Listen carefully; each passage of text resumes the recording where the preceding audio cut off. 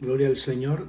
Queremos darle las gracias a Dios por permitirnos una vez más poder llegar a ustedes por medio de Facebook y de YouTube y de otras plataformas quizás que se va a compartir este video.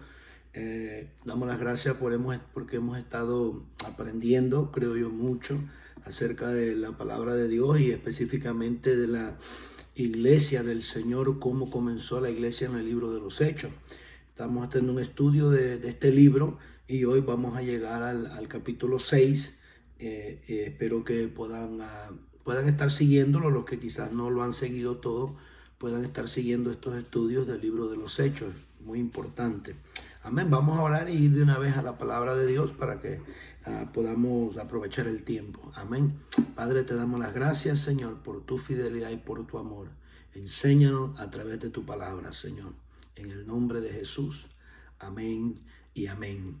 Bueno, hoy entramos al capítulo 6, como dije, voy a leer los primeros dos versículos, el 1 y el 2, y dice de esta manera: en aquellos días, como creciera el número de los discípulos, hubo murmuración de los griegos contra los hebreos, de que las viudas de aquellos eran desatendidas en la distribución diaria. Entonces los 12 convocaron a la multitud de los discípulos y dijeron: no es justo que nosotros dejemos la palabra de Dios para servir a las mesas. Gloria al Señor. Vamos a detenernos un poco ahí y observar cómo la iglesia, o sea, era lógico, mucha gente se estaban convirtiendo, no solamente del pueblo de Israel, sino que también, como dice aquí, de los griegos, de otras naciones, o sea, y como es lógico en toda, digo yo, no sé, en todo lugar donde nos congregamos seres humanos, siempre hay dificultades y siempre hay problemas, ya sea en trabajo, ya sea entre familias, y en este caso específicamente la iglesia.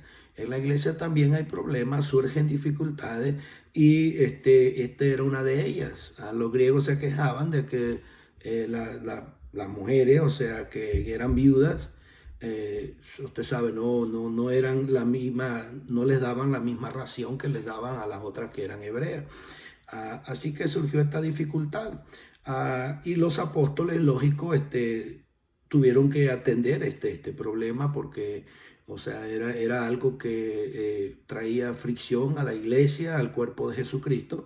Y cuando hay algo que surge en la iglesia que incomoda y que quizás es algo verídico o veraz, o sea, que si es un problema que hay que solucionar, es bueno siempre prestarle atención y ver qué es lo que se puede hacer para arreglar esa dificultad. Así que ellos,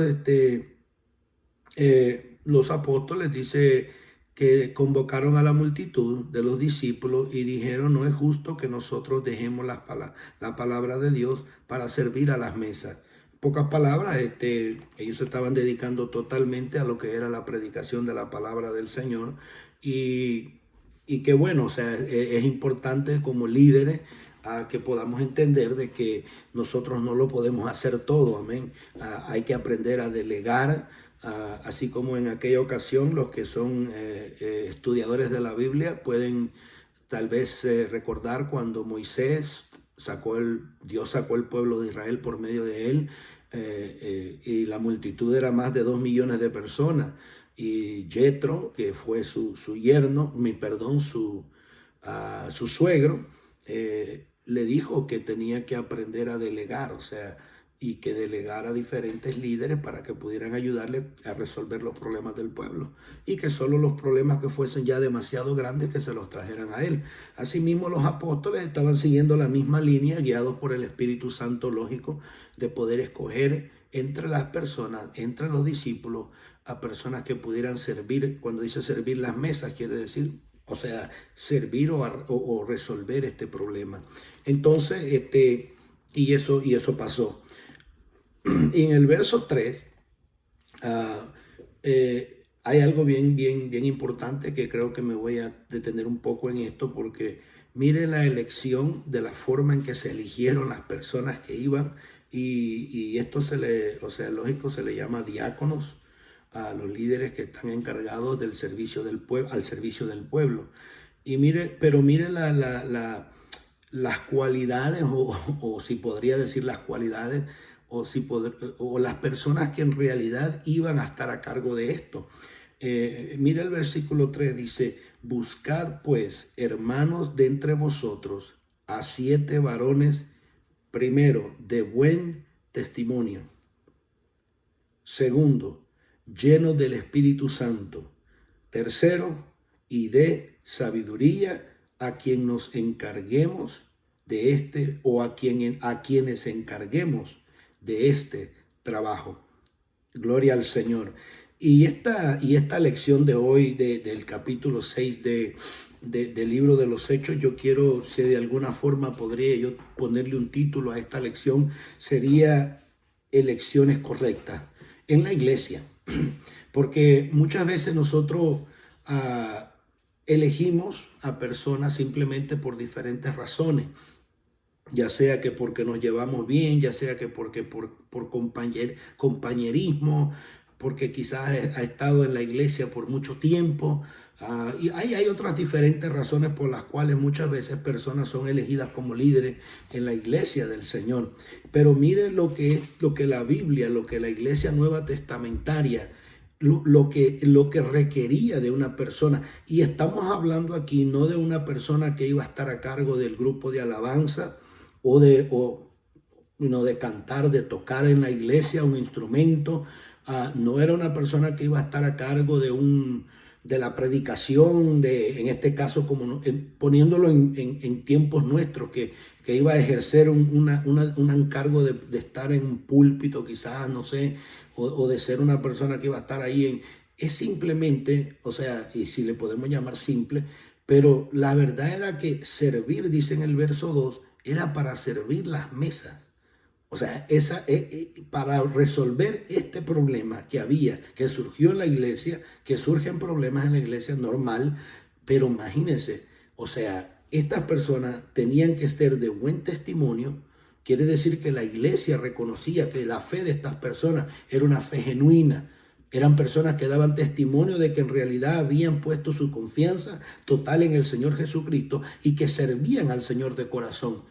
Y esto era lo que la iglesia exigía de una persona que iba a servir en la iglesia.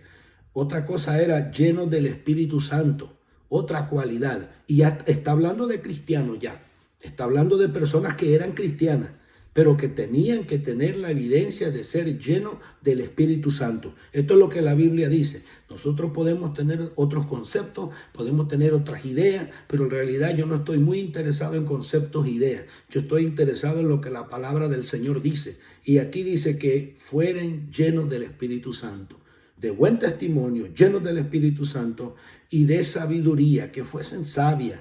Cuán necesarias de verdad son las personas con sabiduría en la iglesia. A veces nosotros, y todos somos víctimas de esto, y todos somos responsables de muchas veces hacer decisiones que no son sabias en la iglesia. Y cuánto daño muchas veces hacemos por lo que decimos o por lo que hacemos en la iglesia, que no lo hacemos ni lo decimos con la sabiduría del Espíritu Santo en nuestras vidas. Es trágico, pero muchas veces se hacen tantas cosas que vienen a destruir el cuerpo de Jesucristo, porque las personas que están a cargo no somos sabias, y no pedimos ni siquiera la sabiduría de Dios, sino que actuamos de acuerdo a como nosotros pensamos o creemos. Y esto es muy peligroso. Así que hay que tener cuidado nosotros como líderes, todos, a quienes nosotros elegimos para servir al pueblo de Dios. Personas de testimonio entre el pueblo, no personas que de vez en cuando se asoman a la iglesia, ya cuando pueden, o se asoman en Navidad, o se asoman en el Día de Acción de Gracias, o allá cuando ya viene a ser por tradición que se usa, que viene a ser celebraciones que se hacen en la iglesia muchas veces, y estas personas llegan muchas veces a la iglesia e inmediatamente se les ponen a hacer cualquier cosa, cuando no han ganado un testimonio delante del pueblo del Señor. Hay que tener mucho cuidado, y yo sé que esto muchas veces no es común en la iglesia, hablarlo, ni siquiera se dice, O sea, y yo no estoy diciendo que tenemos que ir al extremo tampoco, de andar averiguando cómo está el hermano, pero sí, esto es un requerimiento del Señor, no de nosotros, no de la denominación a la cual nosotros pertenecemos. Este es un requerimiento del Señor, que todos aquellos que vayan a servir la mesa del Señor, que vayan a servir al pueblo de Dios, tienen que ser personas que den buen testimonio en la iglesia, que sean llenas del Espíritu Santo y que sean llenas de sabiduría de Dios. Así es que es importante eso. Y me quería detener un poco más en esto, porque creo que es algo clave en estos tiempos en los que vivimos, porque muchas personas no tienen credibilidad delante del pueblo de Dios, y estas personas muchas veces están dirigiendo, sirviendo al pueblo de Dios. Lo otro, hay una persona aquí de los 7 que escogen, los 7 personas que escogen, hay una persona que aquí sobresale porque la Biblia lo menciona. Y voy a leer un poco del verso 8 al verso 15 para terminar ya este estudio. Y creo que es importante. Y Esteban, lleno de gracia y de poder, hacía grandes prodigios y señales entre el pueblo. Entonces se levantaron unos de la sinagoga llamados de los libertos y de los de Cirene, de Alejandría, de Sicilia y de Asia, disputando con Esteban. Pero no podían resistir a la sabiduría y al espíritu con que hablaba. Entonces sobornaron a unos para que dijesen que le habían oído hablar palabras blasfemas contra Moisés y contra Dios. Increíble. Y soliviantaron al pueblo, a los ancianos y a los escribas, y arremetiendo le arrebataron y le trajeron al concilio. Y pusieron testigos falsos que decían: este hombre no cesa de hablar palabras blasfemas contra este lugar santo y contra la ley. Pues le hemos oído decir que este Jesús de Nazaret destruirá este lugar y cambiará las costumbres que nos dio Moisés. Entonces todos los que estaban sentados en el concilio, al fijar los ojos en él, vieron su rostro como el rostro de un ángel. Gloria al Señor. Aleluya. La verdad que es increíble, porque esto suena a lo mismo que hicieron con Pedro y con Juan. Sobornaron gente. El diablo siempre va a intentar por medio de las personas a levantar falsos testimonios, sobornar gente que hablen mal acerca de un líder o de una persona.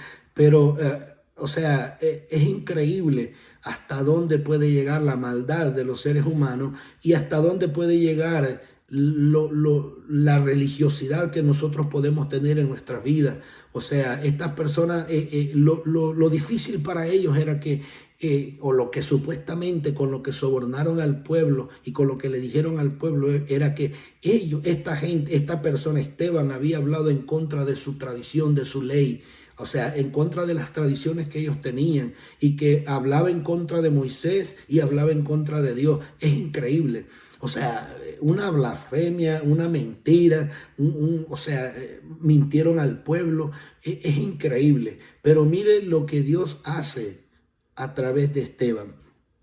Y yo creo que la evidencia de Dios a esta gente pecadora, o sea, el amor de Dios fue tan grande que todavía dice que la gente fijaron los ojos en Esteban y miraron su rostro como el rostro de un ángel.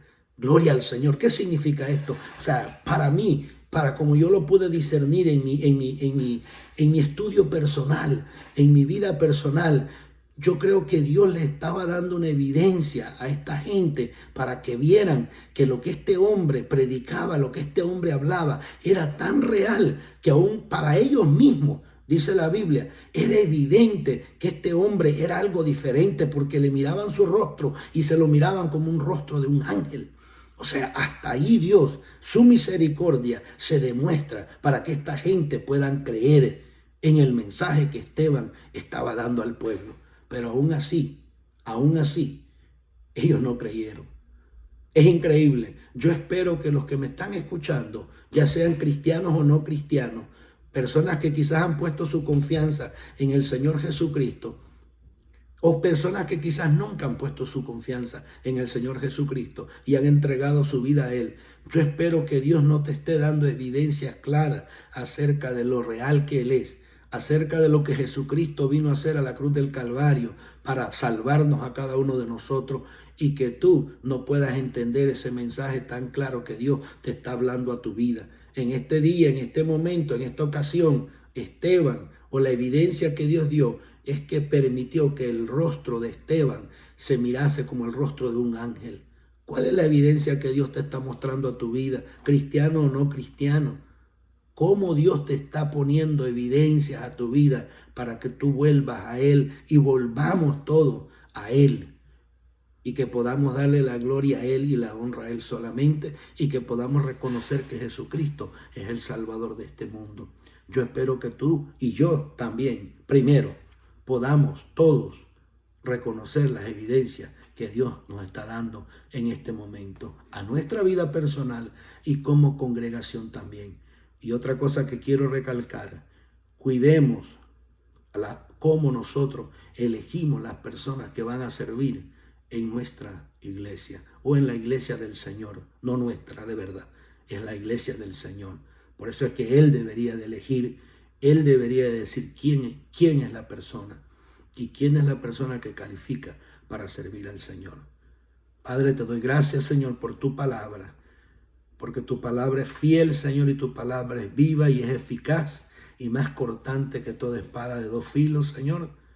Gracias, Padre, por tu palabra, Señor. Habla a través de ella a cada uno de nosotros, y que podamos ser transformados, Señor, y que podamos ser, Señor, renovados por medio de ella.